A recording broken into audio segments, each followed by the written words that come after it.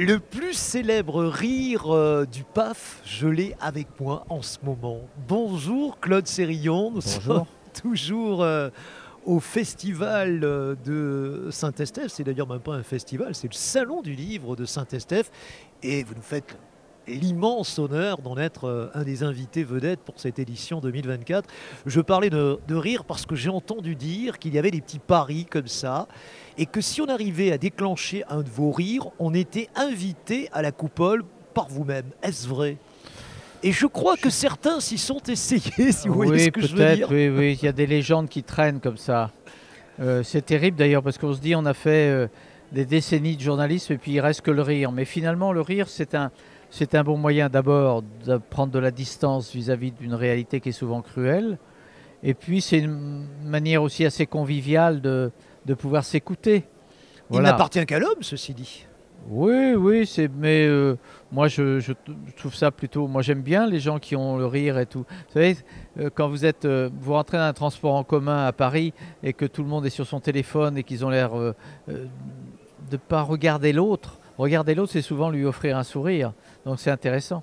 Est-ce que vous arriviez à sourire lorsque vous présentiez ces fameux journaux, ce que vous avez fait Non, pas toujours évidemment, parce que pour l'essentiel, l'actualité, elle est lourde, elle est ouais. violente. Regardez aujourd'hui, si vous présentez un journal, vous parlez de ce qui se passe en Ukraine, ce qui se passe à Gaza, ce qui se passe à Beyrouth. Vous n'allez pas sourire, c'est évident. Après, c'est aussi une manière d'écrire et de raconter l'actualité. Il y a des moments où il faut... moi, j'ai jamais dit que j'étais neutre ou objectif. Je pense que j'ai toujours voulu faire passer des émotions sur des événements. Alors, je lisais dans votre bio une phrase qui était un petit peu sibylline. Alors, on disait globalement peu apprécié par la gauche et un peu distancié par la droite, parce que finalement, vous étiez plutôt catégorisé comme un homme de gauche, mais à un moment donné, une interview de Jospin, me semble-t-il, je crois que c'est 98 si je ne m'abuse, puisqu'il arrive aux affaires en 97, vous a fait finalement être aussi un petit peu rejeté par la gauche. Est-ce qu'il est possible finalement d'être apprécié unanimement des deux camps ou est-ce que c'est impossible? Ouais, il ne s'agit pas d'être apprécié ou pas. Moi, j'ai essayé de faire mon métier de la manière la plus rigoureuse. Je ne suis pas quelqu'un d'objectif, hein. Moi, j'ai toujours fait passer mes émotions, mes engagements, mes convictions. Je ne les cache pas, je ne les dissimule pas. Après, que j'ai pu déplaire à droite comme à gauche, c'est simplement parce que j'ai essayé de faire mon métier, que dès lors qu'on fait ce métier de journaliste en étant un peu exigeant, forcément, on gratte un peu des choses qui sont difficiles. Donc il y en a certains qui réagissent bien, d'autres qui réagissent intelligemment et les troisièmes qui réagissent mal. Voilà, c'est pas... Vous savez, ça m'a aussi servi, hein, ça m'a permis d'aller faire autre chose. Le journal télévisé, c'est une des fonctions les plus simples que j'ai eu à faire. Je crois que quand j'ai créé des magazines comme Place Publique ou comme Géopolis ou des émissions avec Maurice Reims ou avec Hubert Reeves ou même faire le Téléthon, c'était autrement plus compliqué. Donc oui, il y a toujours... un pouvoir a toujours la tentation de remettre, de renvoyer la responsabilité d'un échec vers un journaliste. C'est tellement plus facile. Ça arrive encore aujourd'hui. Moi, oui, j'ai hérité un certain nombre de gens. Voilà, mais je m'en suis pas mal sorti finalement. Et je prends ça comme un gage d'indépendance d'esprit. Vous devriez le refaire aujourd'hui. Est-ce que vous le referiez de la même façon? Non, sans doute pas. Sans doute pas parce qu'on apprend. Ouais. Malheureusement, la vie est courte, mais on apprend de sa vie. Donc, moi, il m'est arrivé ensuite de devenir conseiller particulier du président de la République, oui, ça, François Hollande. Ouais. Et j'ai passé 16 mois à l'Élysée. Franchement, c'était une expérience formidable, violente, tout ça veut dire, mais j'étais pas à ma place. Mais en même temps, j'ai appris beaucoup de choses et je pense que si j'avais à refaire un peu du parcours que j'ai effectué, je le ferais sans doute pas de la même manière parce que j'ai une connaissance du monde politique de l'intérieur que je n'avais pas avant. Vous avez au moins appris que vous n'étiez pas un politique. Mais vous le saviez déjà. Oui, mais j'ai surtout appris ce qu'était... enfin, j'ai un peu vu ce qu'était diriger un pays au plus haut niveau. J'ai vu ce qu'était la bataille politique. j'ai vu aussi ce qu'était le chaos médiatique. Donc je suis passé de l'autre côté du miroir. Donc j'ai appris des choses. Et encore une fois, je pense que j'aurais sans doute, oui, il y aurait sans doute des attitudes ou des propos que je ne tiendrais pas alors que je les ai tenus. Mais ça, c'est la vie qui vous apprend ça. Faites partie d'un des 3 journalistes qui a présenté les 2 journaux, et sur TF1 Oui. et sur Antenne 2. Bruno Mazur et PPDA étaient dans votre cas. Entretenez-vous encore des relations avec ses ex-collègues ou pas du tout? Oui, oui. Moi, j'ai toujours fait mon métier dans le service public. Oui. Donc ça, c'est déjà une chose. C'était important pour moi. Et je regrette d'ailleurs que le service public ne soit pas plus identifié, plus protégé. Je pense que le tort du service public, c'est de temps en temps de vouloir copier les autres chaînes. TF1 fait très bien ce qu'ils ont à faire, mais je pense que le service public doit faire autre chose, une autre information, comme ça. Bon, voilà. Pour le reste, moi, quand j'ai des fidélités et je renie pas mes amitiés. Donc, je continue à avoir des relations avec les gens que j'ai envie de voir. Très bien. Parlons un petit peu de vos bouquins et du dernier. L'extravagant. L'êtes-vous extravagant à votre façon, par votre rire? Oui. Non, sans doute d'une certaine pas. façon. Non, sans doute pas. Moi, ça m'amuse beaucoup, ça m'intéresse les gens qui sont justement extravagants, les gens qui s'inventent des personnages. Dans ce livre de nouvelles, c'est 9 histoires qui sont toutes un peu extravagantes, sur des personnages, sur des situations qui sont hors normes. Parce que ça m'intéresse quand j'écris des fictions, parce que c'est des fictions, c'est des petits romans. Bien sûr.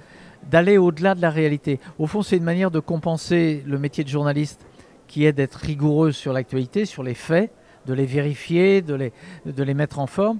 Et quand on écrit des livres, des romans ou des nouvelles, il faut inventer, il faut rentrer dans le monde de l'imaginaire. Et donc, je me suis amusé à écrire des nouvelles. C'est pas le premier livre de nouvelles, mais j'aime bien ça, écrire des nouvelles. Quel est le personnage de l'histoire le plus extravagant selon vous? Comme ça, à brûle pourpoint. Oh là là, ça c'est compliqué, ça. Le personnage le plus extravagant. Tel que vous le percevez, en tout cas. Ah, je ne sais pas. Peut-être est-ce un roi, peut-être est-ce un révolutionnaire. Un Robespierre était-il un extravagant? Non. Enfin, il était... Non, parce qu'il était pour une forme d'ordre Oui. qui l'a conduit à devenir excessif, autoritaire et dictatorial. Alors oui, c'est une forme d'extravagance, mais non, sans doute pas. Danton aurait été beaucoup plus extravagant d'une certaine façon Oui, que mais il Robespierre. était dans une forme de violence du rapport de force politique. Oui. Peut-être qu'il y a des rois qui ont été plus extravagants que d'autres parce qu'ils étaient des... Louis XIV dans ce cas-là. Oui, ou Frédéric II, ou des tsars qui ont été totalement extravagants, mais qui ne se sont pas occupés de leur peuple non plus. Moi, l'extravagance, c'est plus des personnages un peu solitaires, vous voyez, qui se décalent par rapport à la norme, à nous, parce qu'on est habillé comme ça, qu'on vit comme ça et tout. Et il m'est arrivé de rencontrer, d'avoir des amitiés avec des gens extravagants, des artistes, des créateurs. Vous pensez à qui? Vous pensez forcément à quelqu'un? Oui, je pense à plusieurs personnes qui ne sont plus de ce monde malheureusement, mais... un Fabrice Lucchini serait l'exemple même de l'extravagant, je on pas est bien d'accord. pour le dire, je connais pas. Oui, il y a une forme d'extravagance, oui, bien sûr. Mais la plupart des artistes... D'ailleurs, vous savez, moi, j'ai eu le privilège de rencontrer beaucoup de personnalités politiques internationales. Donc quelques-unes m'ont impressionné, mais ceux qui m'impressionnaient le plus dans le moment où je faisais le journal, c'était les comédiens, les artistes, les créateurs. Comment on crée un personnage, comment on devient un personnage. Ces gens-là me fascinent assez. Je suis assez fasciné par les comédiens, par les gens de théâtre, par monter sur scène. Vous auriez aimé être Molière? Oh non, non. Non, je dirais pas ça. Mais j'aurais... De toute façon, regardez, quand vous allez voir une pièce de Molière, vous êtes quand même assez fasciné que ça a été écrit il y a plusieurs siècles. Et tellement d'actualité encore. C'est une telle résonance. Quoi. Ouais. Donc c'est ça. De toute façon, il faut savoir s'intéresser aux gens qui ne vous ressemblent pas. C'est ça le propre du comédien? Sans doute, oui, parce qu'ils endossent des personnages qui leur sont totalement éloignés quelquefois. Et ils sont capables de nous les de nous les personnaliser tels qu'on y croit. J'ai du mal à croire que vous n'ayez pas eu envie de monter sur scène véritablement et de devenir ce comédien dont vous Non, parlez. parce que moi, alors, au départ, je suis plutôt un littéraire, j'ai fait des études de lettres, je suis devenu journaliste parce que le journalisme et l'actualité, qu'elle soit politique, internationale, culturelle, sportive ou autre, m'intéresse, c'est-à-dire la vie des gens. Mais je suis devenu quelqu'un de connu, mais c'est autre chose. Il m'est arrivé récemment, pour des livres de poésie, d'aller lire mes textes sur scène. C'est autre chose. C'est une démarche très différente d'aller raconter des textes, d'endosser un personnage, de ne pas être soi-même. Ça, c'est très compliqué pour moi. J'ai appris que vous étiez nantais. Et en 1970, je suis un passionné de foot pour ne rien vous cacher, et grand supporter du Girondins de Bordeaux. Donc vous savez très bien la rivalité qu'il y avait entre les deux équipes. Ouais, Bordeaux jouait dur, hein. Bordeaux jouait dur. L'équipe à Budzinski, voilà. l'équipe à Henri Michel, l'équipe à Patrice Rio. Bon, vous avez été supporter forcément de cette équipe des années 70, de Pécou, comment s'appelait-il? C'était pas Patrice Pécou. Ouais, il y avait Gondet, il y avait Héon, il y avait Blanchet, il y avait Lechanadec, il y avait plein de joueurs formidables. C'est la grande époque de José Arribas, de Reynald Denouex, de gens qui avaient une idée sur le football, qui était le jeu à la nantaise. Il y avait que deux équipes à ce moment-là. Il y avait Saint-Étienne et Nantes qui jouaient un très bon football. Et vous aviez commencé votre carrière en écrivant, je crois, un article sur un obscur club norvégien. Alors, me faites pas le jour de rappeler le nom de ce club. C'est Strom. Non, il s'appelait Strømgodset à Drammen. C'est-à-dire à, je sais plus, c'était à 80 km. Ça, c'est le genre de choses qui aurait pu déclencher un rire chez vous, non? Oui, mais moi, en fait, c'est moi qui suis allé proposer ça au journal de Presse Océan à Nantes. Ouais. Et je suis parti avec des copains et j'ai fait les reportages. C'est comme ça que je suis rentré dans le journalisme. C'est incroyable quand même. Si vous aviez une autre vie, quelle aurait pu être cette vie si vous en aviez eu une autre que celle qui fut la vôtre? Oh, je pense que j'aurais pu rester dans ma ville natale. Puis en fait, je suis parti assez tôt à Nantes. Et qu'auriez-vous fait dans cette ville natale d'une certaine façon? Je ne sais pas trop. Je crois que j'avais pas de vocation à être professeur. Je crois que je n'ai pas un grand sens pédagogique. Je peux raconter des histoires. Peut-être que je me serais dirigé vers les métiers de justice, d'avocat sans doute. Ouais. Vous avez écrit 2 autres bouquins, très différents que celui-là. Alors l'Extravagance, c'est un livre de nouvelles, il vient de sortir. Les 2 autres. Est-ce que quelqu'un m'entend? Est-ce que quelqu'un m'entend et se donner rendez-vous? C'est des livres de poésie. Oui. J'ai écrit en tout, là l'Extravagance, c'est mon 25e livre. Ouais. Et là, ces 2 livres-là, j'ai fait 4 livres de poésie. Ouais. Parce que j'aime bien écrire des poésies, j'aime bien écrire des textes poétiques. Parce que je trouve qu'il y a un rapport à l'intime, à la personne, qui est assez... qui est plein d'émotions, plein de sensibilité. Qu'est-ce qui déclenche votre inspiration? Est-ce qu'il y a des moments dans c'est ici. Est-ce qu'il y a des moments dans la journée où vous n'écrirez jamais? Et des lieux aussi, parce que je pense qu'on est très inspiré par les lieux. Quand je fais la sieste, oui, après avoir bu 2 verres de Haut-Marmouset, évidemment, l'inspiration, elle est un peu assoupie. Ça, faut bien reconnaître. Hein. C'est vrai que c'est le pire moment pour faire l'interview. Ici, on est gâté, c'est même c'est un péché, quoi. C'est terrible. C'est dingue. Depuis hier, où on a visité des châteaux et tout, c'est un délice, c'est un bonheur ici quand même. Est-ce que vous connaissiez... ça fait 4 ans que je viens et je reviens toujours avec autant de plaisir. Donc ça, c'est formidable. Non, moi j'écris un peu tout le temps. En général, les poésies, je les écris sur des carnets, puis après je les retape sur un clavier, je les corrige, je travaille comme ça, puis je les laisse reposer. Les livres de poésie, je mets beaucoup de temps avant de les écrire, parce que je les ramasse ensuite. Il faut qu'il y ait une forme de cohérence. Vous écririez un polar? J'en ai déjà écrit. Vous en avez déjà écrit? Oui, j'ai écrit 2 polars déjà. C'est assez compliqué les polars parce que si vous n'avez pas un plan précis, vous pouvez vous perdre dans les personnages. Mais c'est un bel exercice. Moi, je suis très amateur de polars. Je lis bien volontiers des polars. Alors forcément, pour terminer, un mot sur l'actualité brûlante des moments. Comment auriez-vous présenté ce terrible dilemme israélo-palestinien, comment l'auriez-vous présenté si vous aviez dû le faire? Moi, je suis allé très très souvent dans cette région. Ouais. Je suis allé faire, j'ai fait beaucoup de journaux télévisés, Ouais. j'ai fait des émissions magazines au Liban, en Syrie, en Irak, en Palestine, en Israël, en Jordanie. Je suis allé très très souvent. Donc je connais assez bien, mais finalement je connais peu parce que c'est une région du monde qui est extrêmement compliquée, sur laquelle il faut avoir beaucoup de modestie quand on raconte les choses.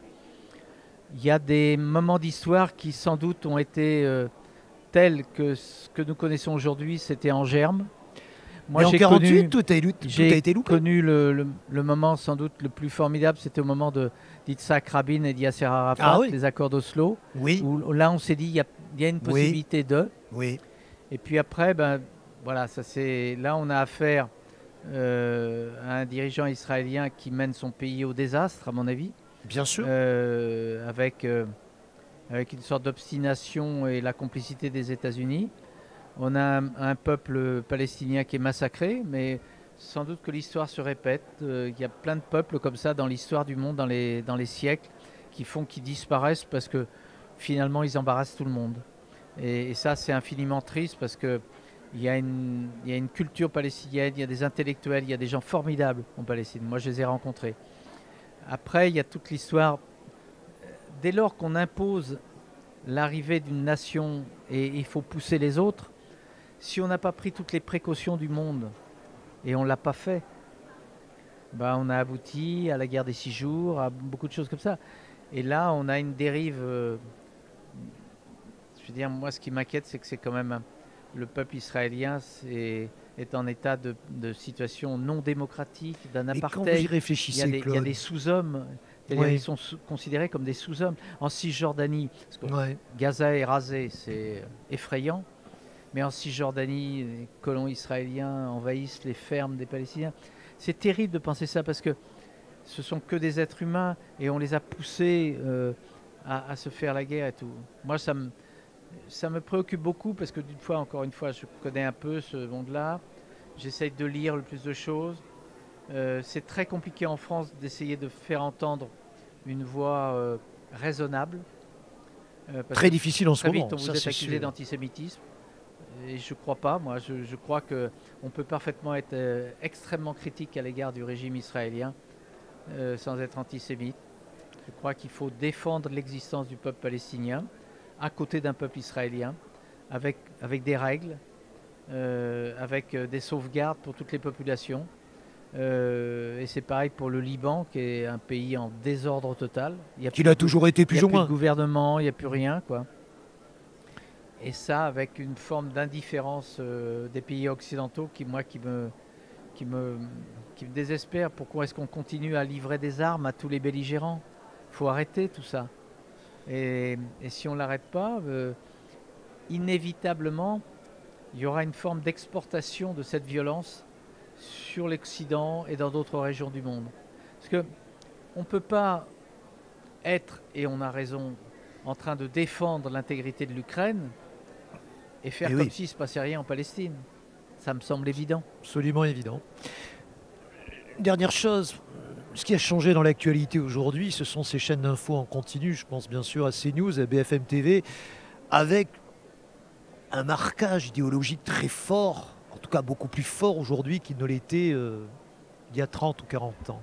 Oui, alors moi je fais partie d'une génération qui a eu le privilège de travailler à un moment où grosso modo il y avait 2 chaînes et puis un peu la 3, mais pas comme ça. Donc on n'était pas en situation de concurrence.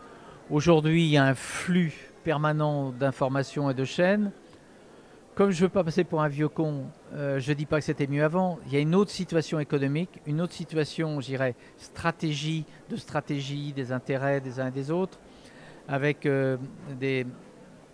c'est plus du journalisme ou de l'information, c'est-à-dire que c'est un parti pris d'opinion, un peu comme Vox en Espagne ou Fox aux États-Unis. Bon, voilà. C'est pas mon monde, c'est pas mon journalisme. Moi, j'enjoins toujours quand je vais dans des lycées ou dans des universités, je dis pensez par vous-même, allez chercher un peu partout de quoi vous informer. La plupart de ces chaînes d'infos, c'est c'est un flux, c'est comme une tuyauterie, quoi. Ça passe à toute allure, puis on efface tout. Je pense que tout ne se vaut pas, toutes les informations ne se valent pas. Il doit y avoir une hiérarchisation de l'information. Il y a des choses plus importantes que d'autres et qu'il faut savoir les raconter. Il y a des journalistes qui font très très bien leur boulot. Il y en a beaucoup qui sont paresseux et pas courageux. Mais voilà, après, je ne vais pas venir donner des leçons. Moi, j'ai fait ce métier jusqu'à présent tel que je pense le faire. Je continue de le faire d'une certaine manière en presse écrite ou ailleurs. Mais je pense que c'est surtout aux téléspectateurs, aux citoyens, aux femmes et aux hommes de ce pays d'avoir un peu de recul vis-à-vis de tout ça. Et donc, pensons par nous-mêmes.